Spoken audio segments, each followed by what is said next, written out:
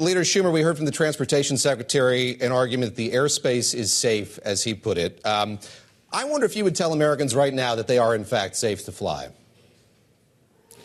Look, I'm not going to dispute the FAA when they say that, but you can't be too careful. And things are safe until they're not safe, as we learned at DCA. And so the bottom line is there are lots of questions about how they have handled themselves. First, the firing of so many employees under DOGE has weakened the FAA.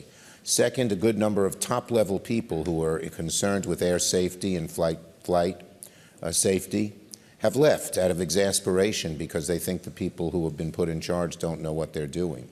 And third, the FAA increased bonuses to attract more people in the towers and keep them in the towers for 13 cities, but not Philadelphia, New York, or Washington. That seems to me to be ridiculous. So there are so many questions that have not been answered yet. And, you know, one word that describes this administration is chaos. There's no place worse to have chaos, very few places, than an airport. Yet that's what's happening at Newark, and it's spreading around the country. Senator Schumer, do you believe then that DOGE is to blame and these cuts are to blame for what you are seeing in the air right now? All the reports we get from people who work there is the cuts have hurt, and there's no rhyme or reason to them. They're just cutting for cutting's sake, and it's very bad. And we talk to people who are in the towers. I want to pivot here to ask you about the budget process, which, of course, is ongoing and being driven here by Republicans. They talk about there being waste, fraud, and abuse in Medicaid to the tune of $600 billion. Do you think that that is findable in that way? And how do you sort of see Democrats responding to Republicans pushing this forward? No. Yeah, we ask them, give us specific examples of waste when they're cutting Medicaid. And they fail to come up with them or have one anecdotal thing that can't even be proven. We know that they want to slash Medicaid, not because of waste, but for one reason, and that is to give tax breaks to the wealthiest people in this country. You know, God bless the people who made a lot of money, but they don't need a tax break, certainly when you're cutting Medicaid, which is going to cause huge layoffs, decline in health care, and closure of hospitals and nursing homes.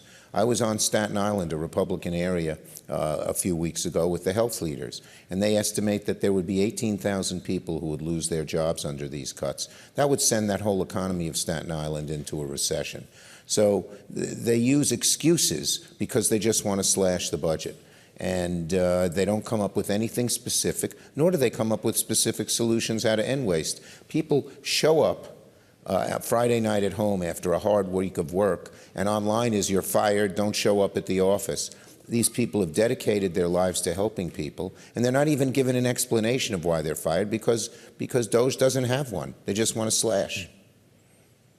Now, there are those in your own party, though, that have said there need to be changes when it comes to spending. Where would you suggest cuts? Well, look, first, no one's against cutting waste, but you got to document it. You just don't tell somebody they're part of waste without giving them any explanation, any evidence. But there are obviously places that can be cut throughout the budget. But you've got to be careful. You've got to use a scalpel, not a chainsaw.